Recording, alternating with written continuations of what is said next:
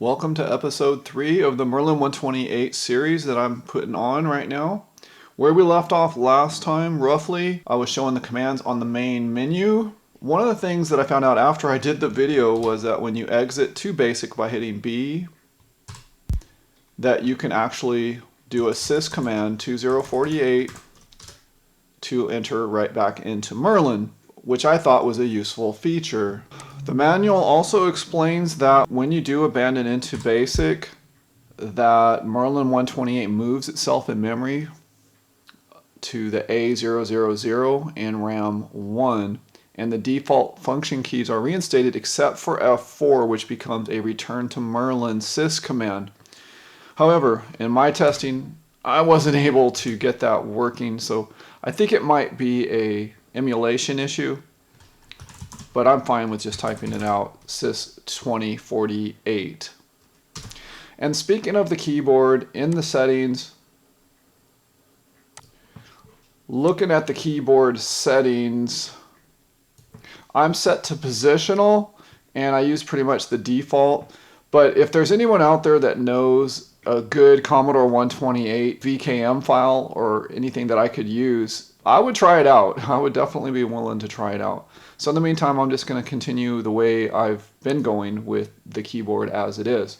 So now the manual reads that there are basically two modes of the editor. You have the immediate mode and the full screen editing mode, which includes adding or inserting new lines of text. When you first go to the editor from the main menu, you will be in the immediate mode, which is indicated by the colon prompt. No actual editing is done at this level. Rather, you can either type a command which will start up the full screen editor, or you may use a number of specific immediate mode commands which are of a general utility nature, such as to print a listing, assemble a file, convert number types, etc. Alright, so we're going to go ahead and enter the immediate mode by typing E on the keyboard. And then from here, I've already shown a couple of the commands that you could do from the immediate mode, such as E to enter the editor, and I've already loaded a program. This is the Merlin 128 demo that's on the disk. And then we're going to go back to the menu, or back to the immediate mode. And to go back to the immediate mode, you hold down Commodore, the left arrow on the keyboard. The other immediate mode command that we already covered was ASM to assemble the program. And now I'm going to kind of follow what the manual lists pretty much in order. I'm going to cover most of these, the ones that are fairly easy enough to understand. Some of them might be more complicated than others. The first one is to do a listing. Say you wanted to just list the program. You can type L. But say you wanted to list only, let's say, lines 1 through 10. You could say L 1, 10. And you'll just get those first 10 lines. Now, the other thing you can do with the list command, let's say you wanted to look at this, but you really needed to compare it to lines from, you want maybe lines 1 to 5, but you also want to see lines 10 to 15. You can do that by putting a separator, a /, and then the line numbers you're looking for. Think of the 1, 5 as 1-5, kind of makes more sense to me when you think of it that way. And you have the /, and the 10, 15 would be lines 10 through 15. Merlin 128 automatically inserts a space in between, so now you could look at those two sets of code on the same screen. And then the other option, you can just list a particular line, like let's say you wanted to list line 21, and it will show you right there. We can list the program out. One of the things I didn't mention is that when you're listing, if you have a long listing, you can hit escape to stop the listing, you can hit run stop, or you can hit the / to stop the listing. When you hit list, you can hit the space bar, and you can go one line at a time. You can go list from 1 to 20. If you hit the space bar and you don't want to do line at a time, you can hit the period and it'll resume the listing. Instead of list, you can just say you can do a /10 and it will start at line 10 and give you a listing. So if you said /5, it'll start at line 5. /20 starts at line 20 and gives you the listing. If you just hit / and enter, just gives you the last line there. Hold on, let's list 5 / continues the listing from that point. So if you were to say list 1 to 20, but you wanted the rest of the source, if you hit / it will continue the listing. So there are a little bit of some nuances to how you can list the programs out. The next immediate mode command is to add a line, or to insert yourself into the editor in add mode. And to do that, you can type the letter A. And once you hit A and hit enter, it brings you to the end of your source code and puts you in the add mode. So we could come here, we could add text or whatever. So when we're done, Commodore left arrow, back into immediate mode. The next command I want to talk about is the insert command. So let's take a look at our listing lines 1 through 10. And say we wanted to insert something right there at line 4, right after the org statement. We can type the command I4, and it will put us in insert mode right after the org statement, and we can then type our command. Control Q. Or if we don't put a parameter, you get an error message. So for the insert command, it does require you to put a line number. I mean, is this a very useful command? Maybe not, but I'm just showing the options in the Merlin editor. Then the manual goes on. There is a find command. So let's say we wanted to find a JSR. We could type F space JSR, enter, and it shows us all of the JSRs in our program code. We could also do F quote and look for a particular string. So say let's do a listing from 1 to 10. Say we wanted to find all the FFD2s in there. We could go find 1 to 10 FFD2. Find 1 to 10 FFD2 in quotes. That's just an example. I guess some of those you're supposed to wrap those in quotes. And then you can also split your search just like you can with the list. You could go list 1 to 10. Also show me 15 to 20. So you could say from those two areas, I want to find 1 to 10, also 15 to 20. But let's say find all of the instance of BNE, and then there's only one instance. That's a bad example, but that's just an idea of how you can do it.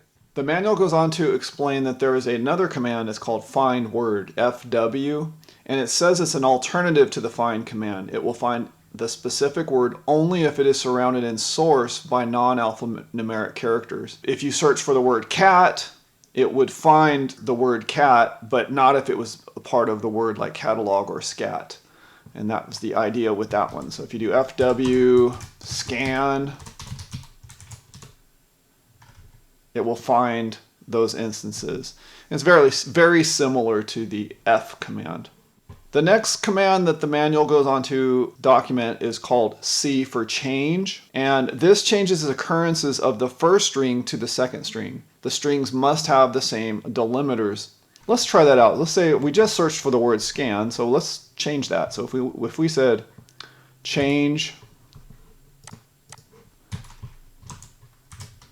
scan to pan all, then it changes all of them.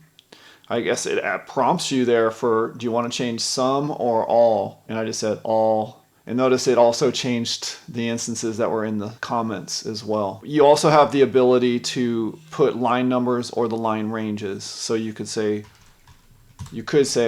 choose, if we listed the first 20 here and we wanted to just change in lines, say lines change from line 15 to 20. Let's say we wanted to change JSR to JMP. All or some. Let's do all. So it changed those two lines that were JSRs to JMPs, and only on those particular range. And it also works if you were to separate them by a bigger range.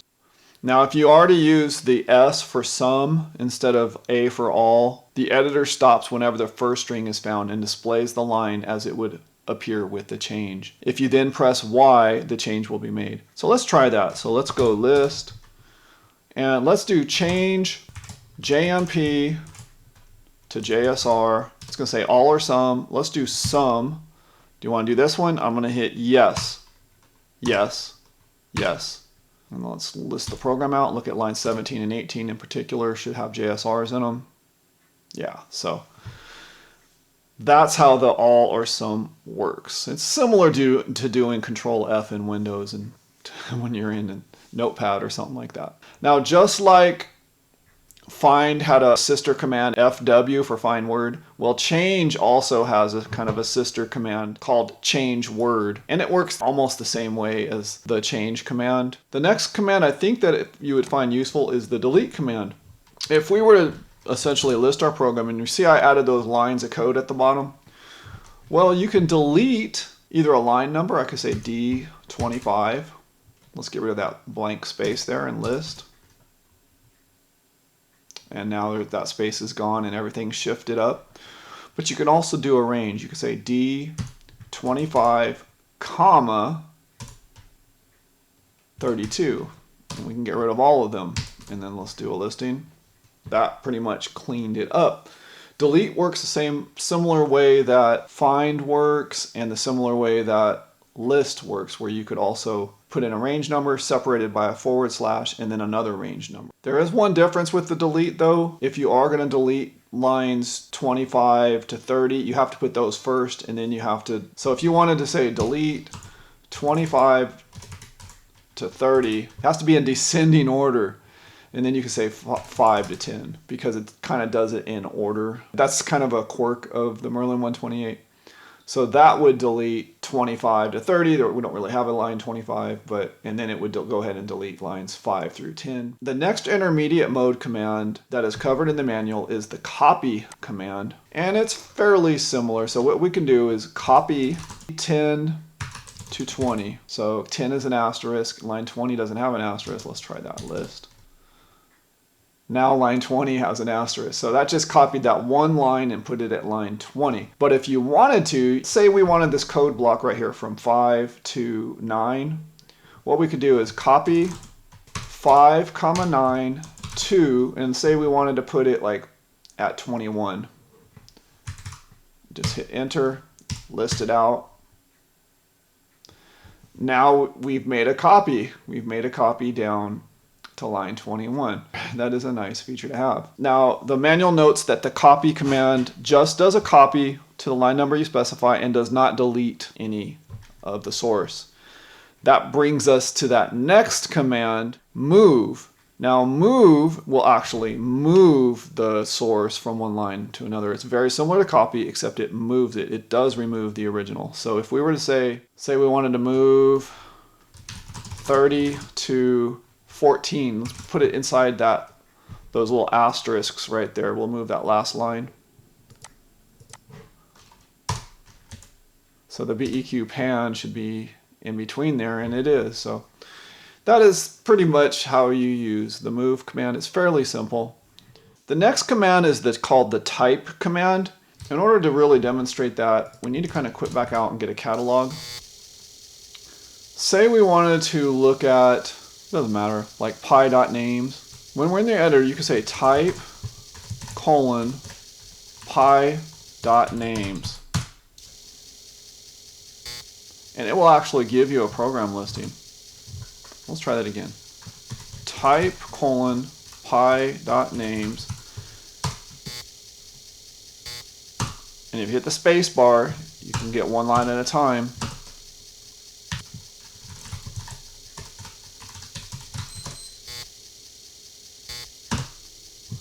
Spacebar again gives you one line at a time. You can abort the listing by using the / or the run stop key. So So that way this doesn't load it into your editor. If we go to the editor, we have a clean copy of the demo. But it does let you look at some other source. If we wanted to, for example, let's bring in that zap.s. Let's say we wanted to type :zap.s. Now with this command, you do need to include the .s. And hitting the spacebar pauses the listing. So you have to give it the exact file name. It's not a big deal. And then / to abort the listing. Now the manual goes on to document a command called P for print. Now if you'll notice when you do a listing, if you do L, it gives you the line numbers on the side 1 through 22. But if you do P and hit enter, it gives you the same listing without those line numbers, because those could probably be in the way. Say you needed a few extra characters to see on the right. So it is a nice option to have, and it works very similar to the way list works. So I'm not going to go over everything, but you can go P1 to 20, and it works very similar to how list works, and that's the P for print command.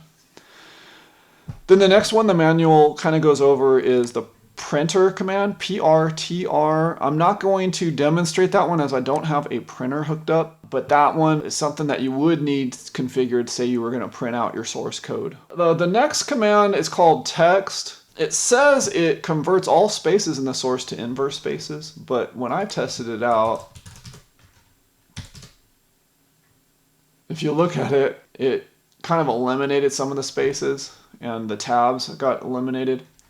And to fix that, there's the command called fix, which pretty much undoes what the text command. It does say that this conversion has no effect on anything except the editor's tabulation. Oh, in the manual it says you might want to use this if you're bringing in source code from an external source that's being converted to Merlin 128. The next command is the val command, and you use it to,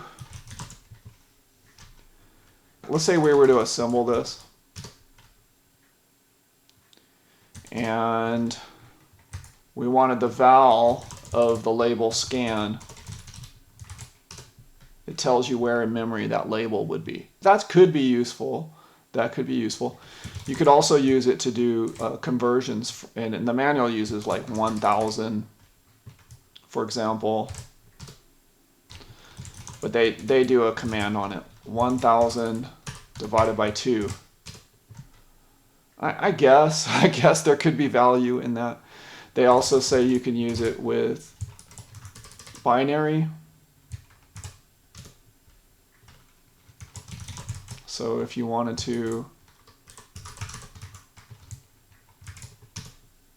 you can have it convert from binary to hex. And it does say that the labels will have the value given in the most recent assembly. So that's the val command. I don't find that one highly useful. The get command is next. It says that command is used to move the object code after an assembly from its location in RAM 1 to the org location in RAM 0. So that one's more of a complicated command that I'm not going to cover in this video. And then next up is new. That just clears out the source. New. And if you go in the editor, you have nothing there. Port is to do with printers, and it can be used to send output to the printer, and you tell it which port number to use. We're not really going to cover that in this video. There's a command called user, USER, which is more of a complex command I'm not going to cover in this video. Tabs. Now that one is if you want to change the tabs in your editor. Let's load up a program again.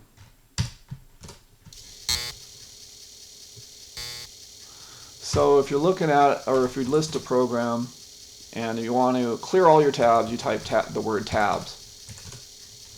Well, that makes it horrible, right? But the manual also shows if you type tabs 10,20 and then list your program out, it adds the tabs in for you. It's still not good. It's still not good. But this sort of lets you change the tabs in the program. The length command is next, and that just gives you the length in bytes of your source code. So if you type in len, tells you how many bytes your source is and how many bytes are remaining in memory. The next one is W, is the where command, and that one is you do a W50, or let's say 20, and that tells you where that line is in memory. So once you've assembled the program, you can use the where command. That would give you, where 0 would give you the start of your program. Now the manual goes on to explain there's another monitor called mon, and you can enter that by typing the word mon. And then you have commands. You can say, I want a list from 1000,